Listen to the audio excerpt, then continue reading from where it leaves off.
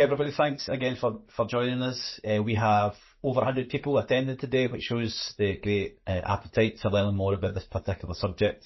Which today we're going to be focusing on co-production for children who are pose or are believed to pose a high risk of harm to others. And to discuss that, we've got two guest speakers.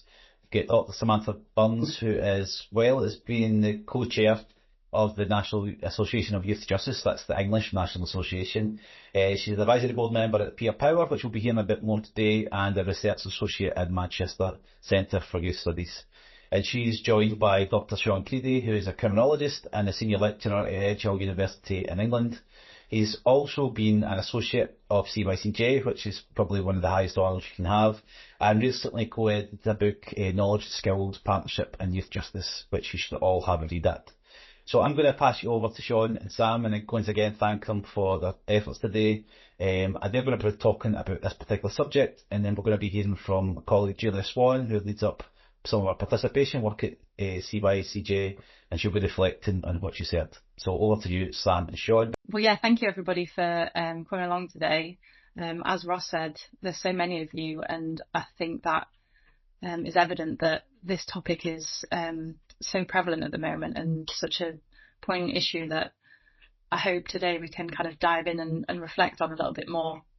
But you can see on the slide I've put the title as Learning from England rather than Lessons from England, because I think Sean and I are also in a process of learning rather than have learnt how to co-produce the children in high risk panels and those broader risk management processes. So we're still learning, and today's webinar is just going to kind of dive into that and kind of just share what we've been learning so far. So we've got a small slide here that was just kind of introducing ourselves, but Ross introduced us so well, so thank you very much, Ross. But obviously our email addresses are there, so if you do want to take that, take a note of that and get in contact with us afterwards, you're very welcome to do so. So just to frame our webinar for today, we've separated it into two parts. The first part, we're going to explore what we call the complexity of participation with high-risk children, and that's in youth justice processes in England. And then the second part of it, we want to involve you all. I want you to come with us and reflect on what is the purpose of managing risk and what this means. I've put within a child first framework, but if you're not in England, it might just be child friendly or child centred, whatever that means to you. Okay, so part one is exploring complexity of participation with high risk children. Now I wanted to start off with a kind of academic background to this, because I think from our position, both Sean and I, we have understood risk and a critique of it from various academics that have studied how risk management and risk assessment within youth justice can have negative impacts on children's experiences. And so I've just kind of tried to summarise some of the critiques that have come out of it, largely that it kind of interlinks with a kind of punitive approach. And so when we're thinking about risk, when we're kind of reducing children's lived experiences towards the kind of likeliness of whether they will commit another criminal offence or not, and that kind of, and those responses then become quite punitive because we're trying to restrict their behaviour in some way.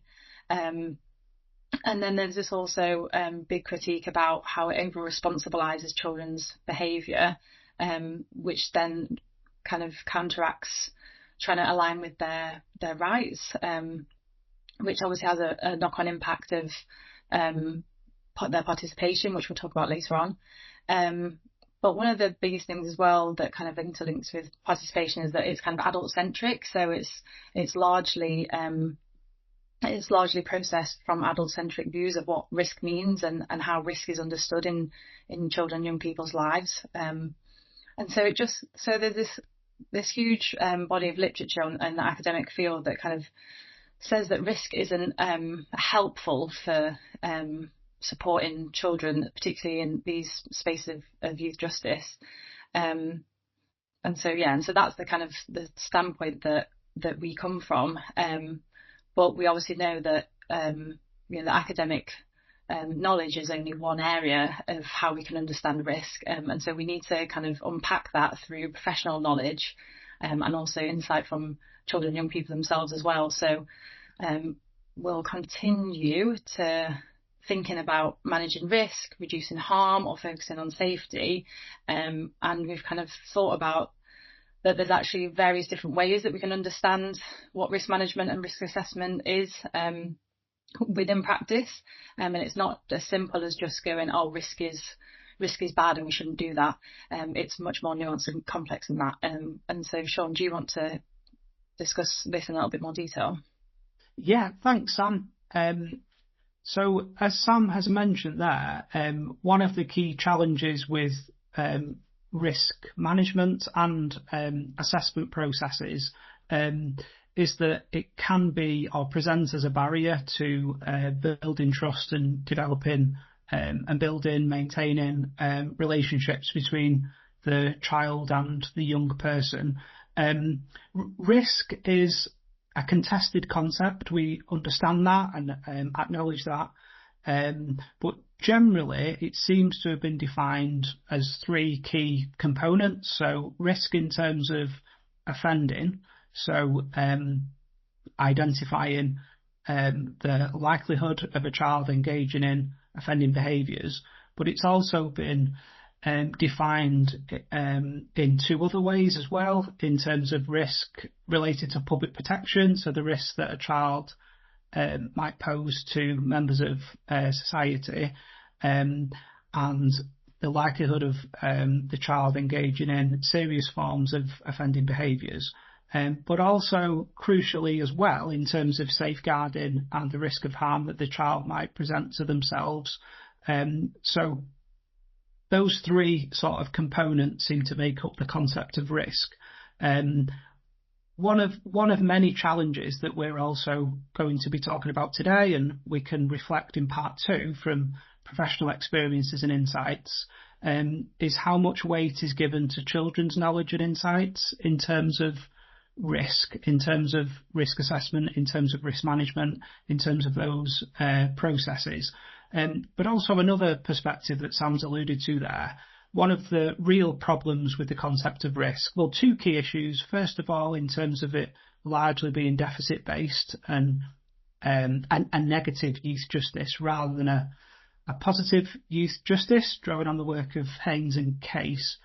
But crucially, it neglects the wider context and these structural inequalities. So a lot of things that may be happening in a child's life, it may be outside of their control in terms of things like poverty and other forms of disadvantage and exploitation and other serious harms.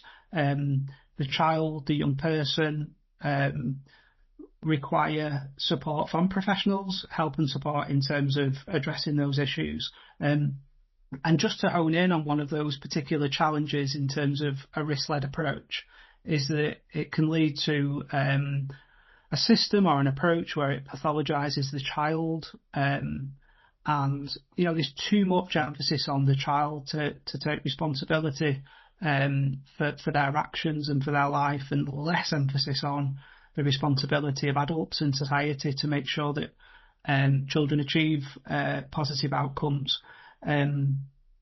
So today we're focusing on, in particular, the high-risk management aspects and the high-risk management processes, because as far as we're aware, youth justice services across England and Wales still have high-risk management panels. Now, they may be called something different. They may be called multi-agency panels or a different name. But as far as we're aware, those panels exist. And one of the real challenges is involving the child in that process in terms of co-production that we're going to come on to shortly, but also in terms of participation and engagement, in terms of acknowledging and focusing on their strengths, etc., This is something that we're going to explore, but at this point we just wanted to offer a definition of risk, even though it is we acknowledge that it is contested, but we wanted to acknowledge a definition of risk.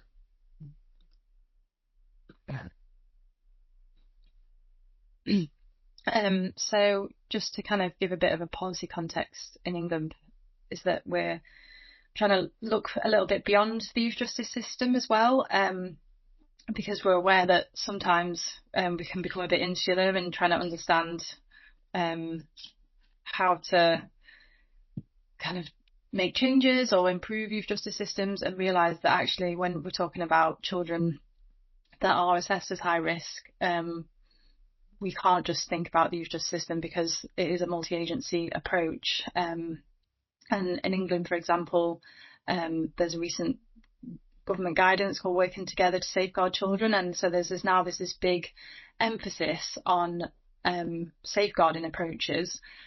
And so we are aware that actually when we're thinking about risk management, it's not just about managing risk, it's a whole host of other things as well, including keeping children safe, and this kind of prioritising safety for children and others, and like wider communities as well. And there's obviously been a lot of developments in this area, and some of the examples that we've given on this slide are things like contextual safeguarding, which is trying to challenge only looking at children's individual behaviour and actually looking at the context of harm in children's lives and then trying to promote safety in that way. We're also aware in England that youth justice services have now become more integrated with wider children's services. So there's a merging of youth justice and social care happening in various different areas of England, but equally, that means that there's quite a big divergence of youth justice practice. So, although we have some knowledge that there's some certain practices that aren't working well and practices that are working well, we actually don't know everything of what's happening across England. So, there's a real big gap there of learning and understanding of how to improve high risk processes because of that. And then we're also aware that, risk management is just one approach. There's trauma-informed approaches, there's relational practice, and there's also child first, which is a really big approach that's been pushed forward in England, which I'm going to talk about next, because it seems to be that it's a really big guiding principle for the youth justice system in England. And it's something that's been relatively successful in trying to change our thinking about children's behaviour and their involvement in offending. And what we're really interested in with the Child First principle is the collaborating with children one. That's really important to us because, as I said, it promotes children's active participation and wider social inclusion. And we feel that this has been really influential in challenging perceptions around children's behaviour, and being able to kind of understand that they're not just an offender, that they're a child with a whole host of different life experiences.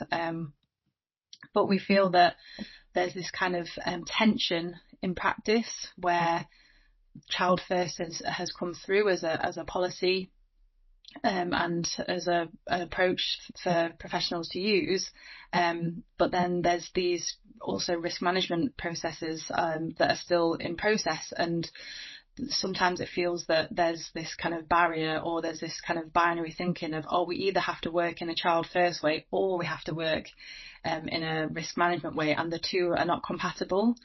And so we're kind of in a situation now where we kind of question that of like, well, how can it be compatible? Because there's still this need to manage risk, or there's still this need to keep children safe, but how can we do that in a way that aligns with this Child First approach as well?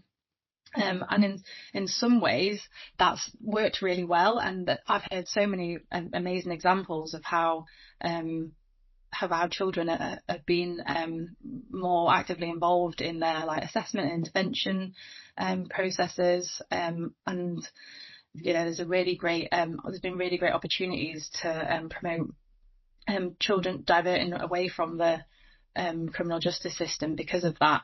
There's been some really great success stories, and what I hear from those success stories is that they're the low risk children. They're the children that don't have kind of what they call a complex case or a serious case. They might have committed an offence that's not so serious. So that's great, and we really think that's a real achievement and progress within the justice system. But then what happens is we find that the practitioners will say the higher the risk, the less likely there is the opportunity for children to participate.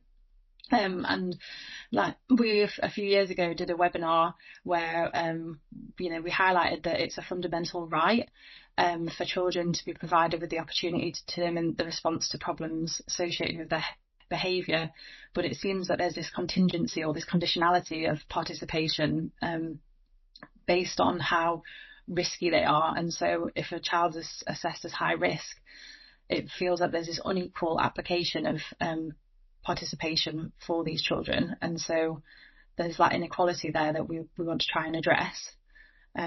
Sean, do you have anything else that you want to share about participation? Oh, thanks, Sam. So in relation to the Child First framework that's been developed by the Youth Justice Board for England and Wales, as Sam has alluded to there, the application of the framework to high-risk panels and processes is an area that is under-researched, it's under-explored. A key point with the Child First framework is that children haven't forfeited their rights.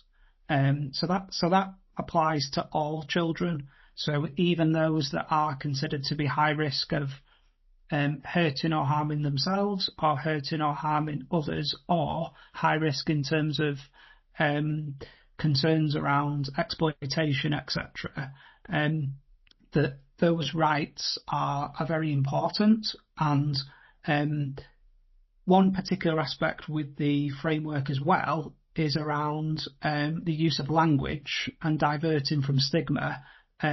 Whether Sam and I have co-authored a paper with Kathy Hampson around the collaboration principle and its application into youth justice practices and processes. A key issue that persists is around the term high risk and the use of language, and actually reflecting on and thinking about these terms and how it could potentially be, the word risk or high risk can be embraced by a child or young person, or it may be counterproductive and or it may be counterproductive.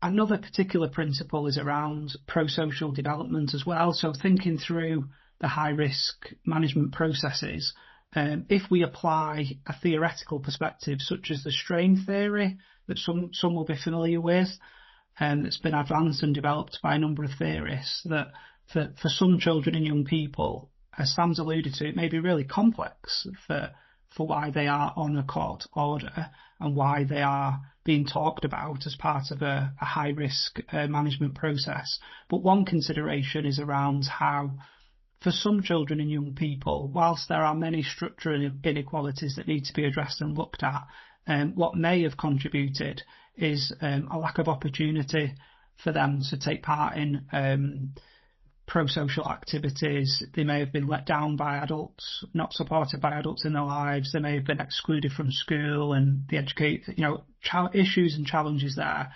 So actually they may be seeking some form of status and recognition through involvement in crime and offending behaviour. So pro-social development is a really important aspect to think through in terms of how to build on the strengths of the child, the young person, their knowledge, their insights, and that is crucial in relation to all aspects, in particular the high-risk management processes.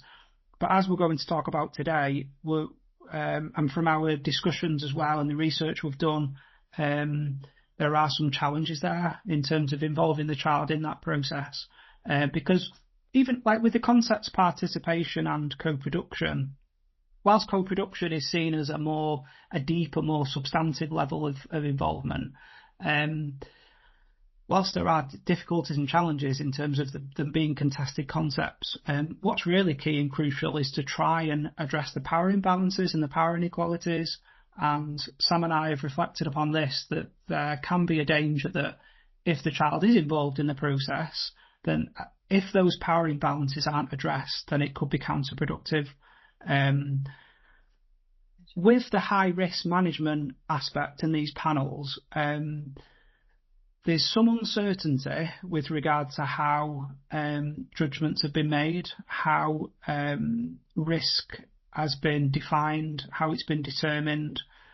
Is there a danger that the child may be over-assessed, or potentially the self-assessment processes from Asset Plus, have they been used properly?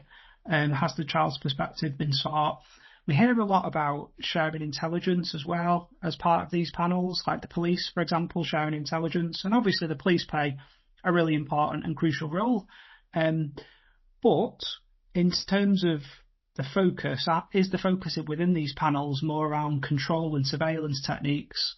And if so, then that limits the opportunity for professionals to involve the child. And how compatible is that with the Child First framework or the PYP principles that Hannah Smithson and colleagues have developed? We also hear about confidential information being discussed as part of these panels and processes. So we're well aware of the real challenges and issues in terms of this aspect. But a key question that we'll explore further in part 2 is can we look to see where we can build opportunities for the child, young person to play a more active part in that process? Yeah, definitely. But like you just said before, Sean, there has been research already done around participation and co-production within youth justice. We've just drawn upon 2 projects that we're aware of. One that Sean and I were involved in with Peer Power Youth, that did a kind of evaluation of what participation and co-production looks like across youth justice. That was really interesting, and it kind of tried to address and unpack some of the confusion and contradiction that can come up with trying to implement this within a youth justice space. And there's some really great resources, actually, if you've not seen them before, on the Youth Justice Board website. That kind of just goes in a little bit of detail of like showing the different types and giving examples of how you can involve children within different processes. Similarly, on the other side, we've got the participatory youth practice framework that was co-created with young people themselves. And it's just kind of like a bit of a guidance for professionals to kind of use these little principles to help, develop ways to work with young people. We find that it's kind of a bit of a mix. Like, it works really well with some young people and not so much with others. And from talking to practitioners through these pieces of research, it's understood that, again, it's this theme that comes up of like, it works really well with the young people that are here like on a voluntary basis or that are low risk, but for more serious cases and for the high risk children, we find it really hard to practice some of these principles. And so again, over the past few years, it's like Sean and I have just keep constantly coming up with this issue of how do we implement co-production or principles or participatory approaches into high risk management processes. It's just a recurring thing that keeps coming up, and so we just find that there's this real paradox here where we try to that either there isn't any participation happening, which in itself is harmful, because if we all align with the principle that children should be able to participate, it's their right to do so, then it's harmful that that's not happening. And then there's experiences that we've heard where practitioners think that they're doing participation and will share an example and say, yeah, we're doing participation. We've got children's voice in this high risk panel, but they're just not in the room. And you're thinking, oh, okay, that sounds great, but equally, how genuine and legitimate is that participation, and how is that actually supporting the child to be involved in certain decision making processes? So we have to just question that a little bit further and think, actually, is that a little bit more harmful, telling the child that they're involved when potentially they're not really? So it can come across as a bit tokenistic. Or then on the other hand, we've heard stories of children being involved, and whether incidentally or not, being involved in high-risk panels. And then actually their involvement in that, because they're sat listening to stories or intelligence of them and their family or their friends, it's quite distressing for them, and it actually can also cause more harm with them being within there and participating. So we're stuck in this bit of a paradox of trying to manage risk of harm in children's lives and also promote their participation. And it's frustrating, I guess, because there's this real argument that participation is the way to manage risk of harm. And, by working with children and by listening to their stories and by, understanding their lives in a real kind of holistic, contextual way, that is a way to help manage that risk of harm. And so how that looks in practice, we're just not sure yet. And there might be some cases where it's been working really well, but so far from research that we've done and from conversations that we've had with professionals, there's this real paradox here of managing risk and implementing participation. So yeah, we're just trying to think of ways that we can stop causing more harm for these children that are experiencing a really awful process within youth justice. And so it looks a bit technical and complicated, and it's actually just kind of Sean and I just brain dumping a load of concepts to try and look beyond just this idea of risk and to kind of draw everything in around how we're actually thinking about risk, we're thinking about harm, we're thinking about safety, and we're also thinking about responsibility and what that means within these high risk processes. And I think this is where we're at the moment, in this kind of real kind of conceptual confusion, trying to understand how we can unpack and identify how we can cover all of these issues within what we understand now as a high risk management process within the English youth justice context. I don't know, Sean, have you got anything else to say about our brain dumping concept map here? In terms of the case management guidance, for example, that the YJB and other colleagues developed, Professor Neil Hazel and colleagues actually contributed to, including some level of guidance around high risk and children, young people's involvement.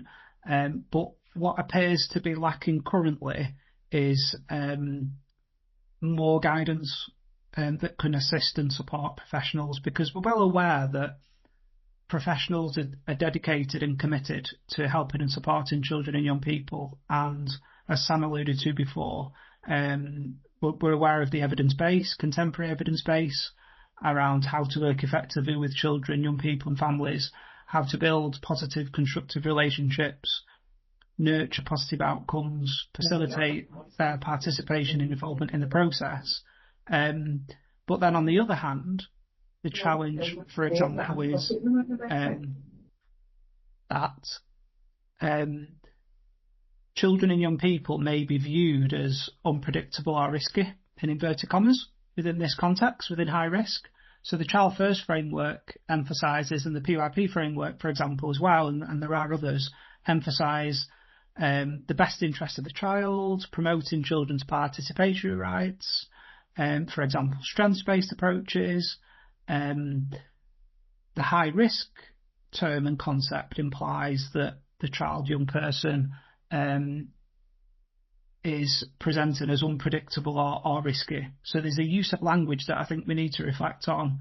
And also another aspect as well here that Sam and I have talked about is how to overcome issues of adult or professional anxieties. So the worry, the concern that we need to protect children and young people, and we need to prevent them from being harmed or harming other people. And what can happen in that context is that professionals become more defensive rather than defensible in terms of the decision making. So again, it's not a criticism, it's just and the importance of reflecting upon that, how to manage the anxieties, how to a whole system approach to involving children, young people in all processes, in particular the high risk management processes. Many years ago, Barry Goldson wrote about, critiqued and is published many publications around youth justice policy and practice. One sort of query was around, a question that he asked was around spurious prediction in terms of risk. So we've moved on a lot in the sense that the language has changed, but in addition to looking at the high risk management processes, look at how risk has been defined and look at why that child has been defined as high risk, and because what could potentially happen if they are over-assessed, then they might be subject to more invasive intervention and treatment. There might be more levels of control and surveillance. So again, it's just a case of reflecting upon that aspect. But on the other hand, also, like any aspect really, additional resources and funding. First of all, to do the research on this area that Sam and I are hoping to do, but also in terms of additional resources to ensure that practitioners have the time, the space to be able to work creatively in this area. Thanks, Sam. Yeah, just drawing on a point that you just made before about, it's so admirable and honourable that, as professionals take on this huge responsibility to protect children and to try and keep them safe and to promote their well-being. And yeah, it's just a huge task and there's no easy answer. But I feel that what we feel is that, children's own interpretations of risk and their own understanding of it is sometimes lost in these processes. And there's this great example shared by a practitioner in a previous project that we were involved in that said they witnessed a 12-year-old boy lead his own risk panel, and he led his own risk panel and he sat in front of the professionals and said that, so in here, so he was in custody at the time, he was in here, I'm low risk, and that's fine because of this, this and this, but then when I go home, I'm high risk because of this, this and this, and I, maybe going home's not the best place for me and maybe I need to be somewhere else. And so I think just sharing that story as a little snippet of an understanding that actually children do have a really strong awareness or their own interpretations of what risk means in their own lives, and that's what's sometimes missing, and that's what we need to grasp and infuse within these processes, which might actually support and promote better outcomes for what we're all trying to achieve.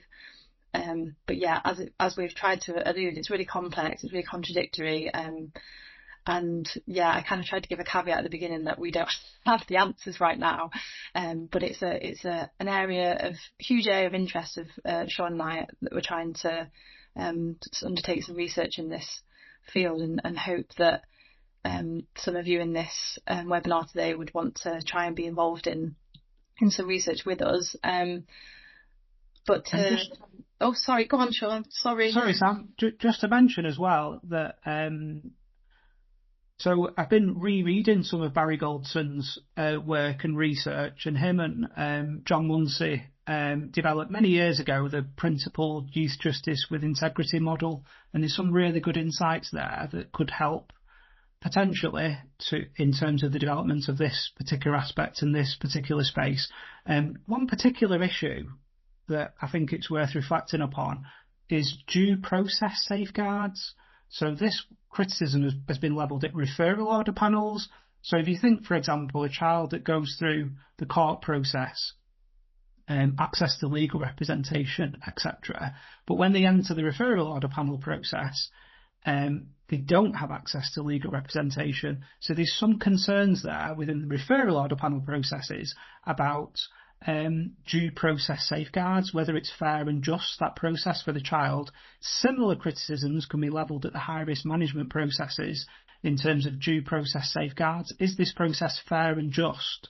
For example, I know it's quite an uncomfortable question to ask, but does this process violate children's participatory rights, which is a core aspect of the Child First framework and PYP principles? And also, because do children have the opportunity to contest or appeal the judgments, for example? So those were just some points for us to reflect upon.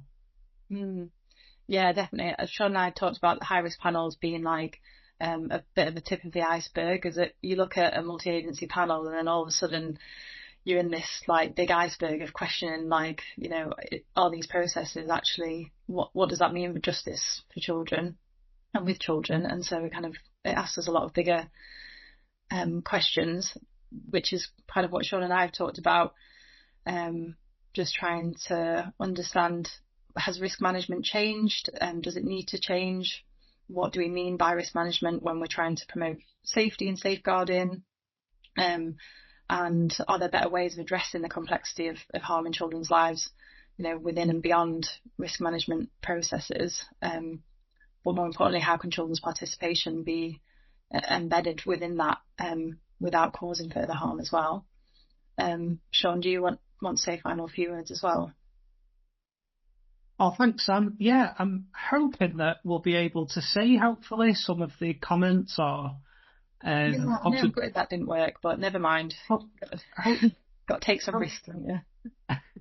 Hopefully, if participants want to, you're welcome to obviously type into the chat as well if you have any questions or comments, and we can try and have a look at those. In terms of the high-risk panels, the first question there around the purpose of them, and so who's present within the meetings, we're hoping to find some insights into that, which professionals are present, because again, this is another area to explore in terms of the multi-agency process there and how power issues are overcome, or what power issues there are.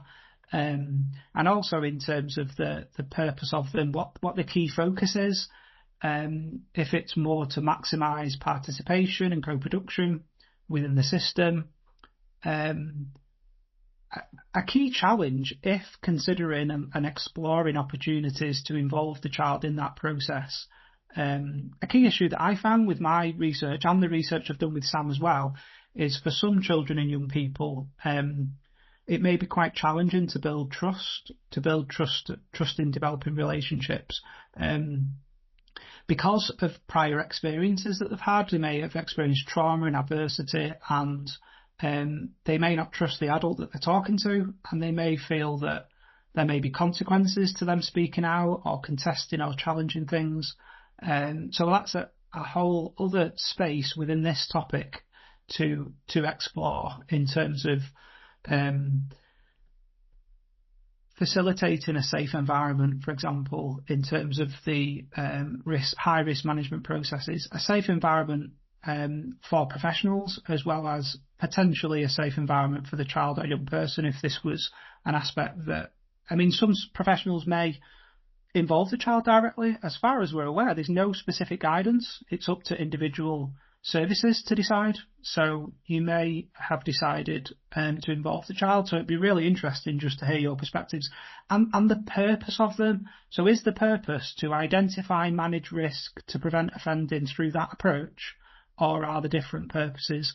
And then the second question, we've got a second question on the screen there, Sam, as well. Oh, what, you want me to go back? Yeah, if that's okay, just to that second question that we've asked as well.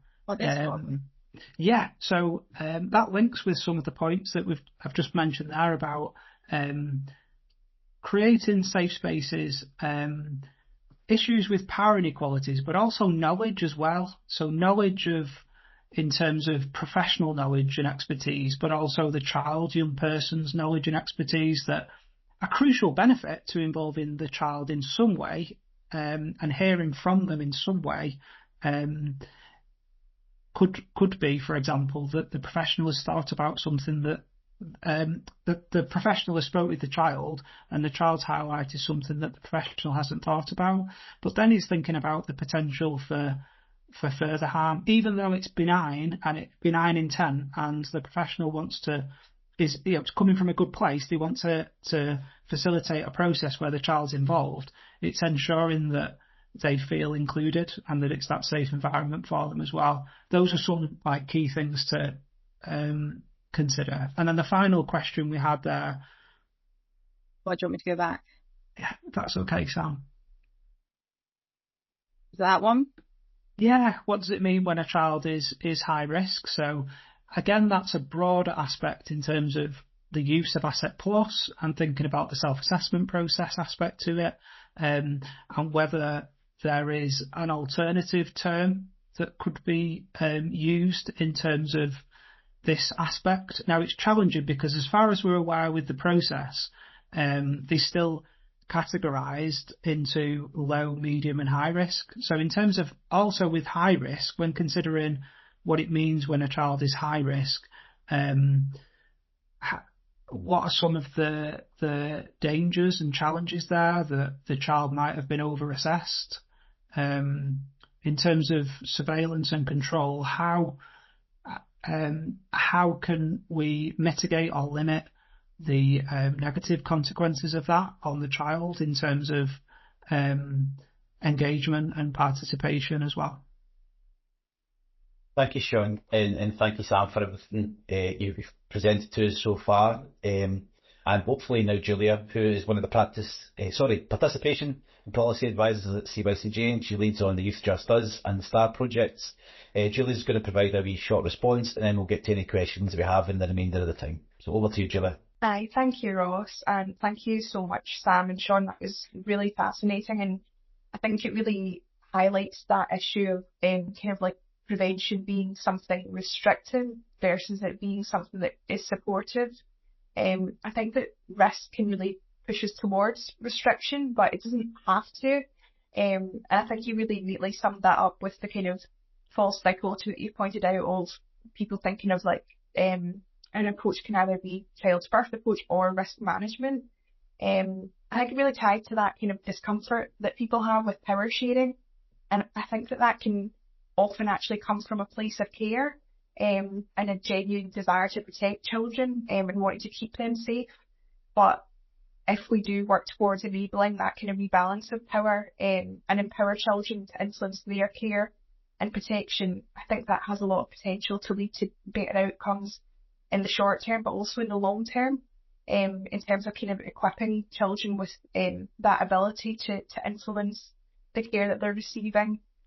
I think that's really pertinent to the Scottish context around UNCRC as well, because I think without having that, it really kind of runs the risk of children not having their rights upheld in terms of access to information and having their voice heard, and also the right to recovery as well, if that care that they're receiving isn't as well suited to them as it could be because of their lack of involvement.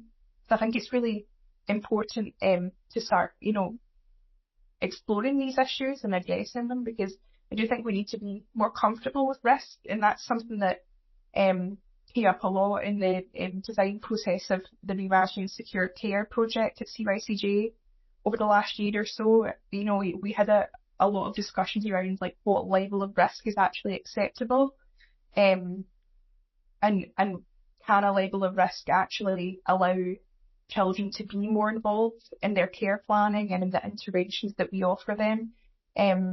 But I think it has to be done really well, and part of that is probably accepting that there isn't one way to do that. which is always not the best thing to kind of learn, but I think it's also something that we have to accept. But yeah, it's something that we explore a lot, is kind of that not doing things in one way and no one size fits all. We discuss that in our practice guidance and our participation engagement strategy, which I think Sally can share. But thank you so much, both of you. It was really, really interesting. Thanks for all the effort you put into it, and thank you as well to Ross and Sally, of course, for organising.